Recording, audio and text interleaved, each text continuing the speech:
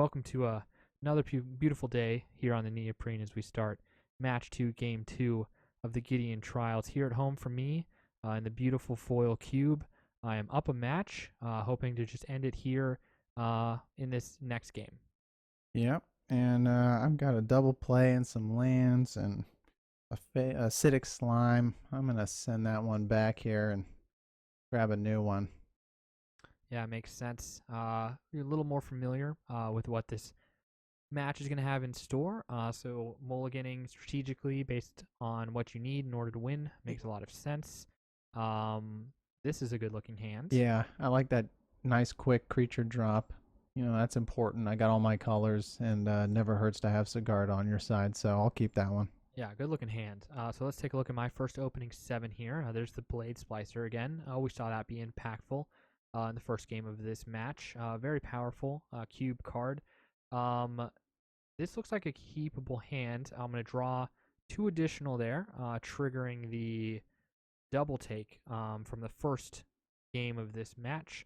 Really nice Lore Seeker Silver Border card here having an impact in the second game.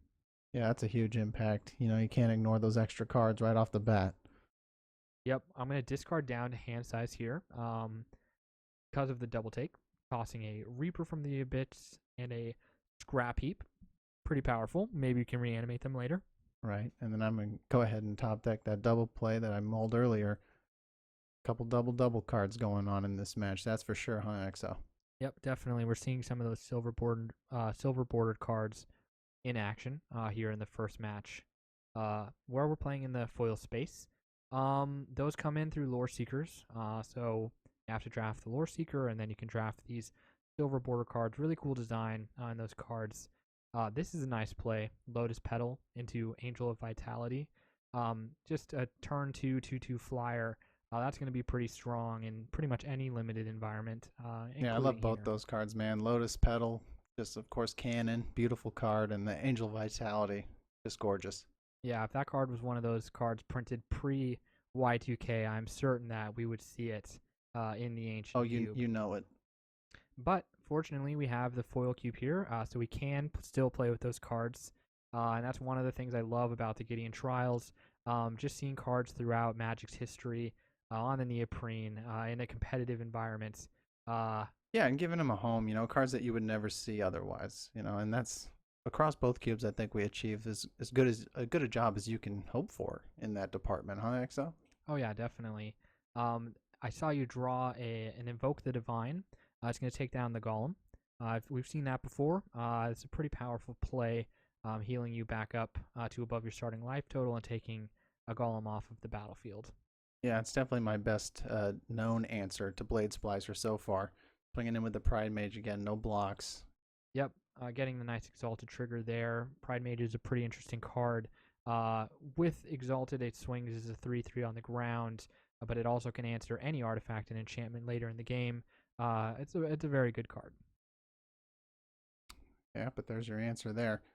Casting the Elite Guard Mage, you really love that thing, don't you? Yeah, it's a good card. It's going to replace itself with the ETB draw card, and I also get to gain an additional life with the Angel of Vitality, so there's a little bit of synergy there across some of the white cards in my foil cube. Beautiful.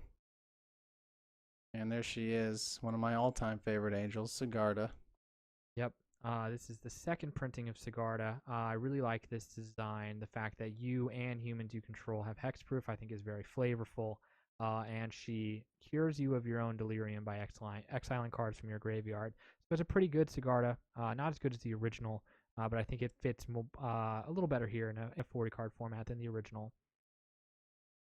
Yep, and there's that skin render. You're going to target my Sigarda. That's very uncool. Yeah. That's going to make Sigarda a 1/2 flyer, so it doesn't quite take her down, but it does make her a little more manageable. I'm going to swing in with the team here with pretty much no fear. Almost all of my creatures are big enough to take Sigarda down in combat, other than the Blade Splicer, who you decide to block, and I'm alright with that, getting 4 damage through in the air through a Sigarda. Yeah, close game, you know. Yep, all tied up, 15-15.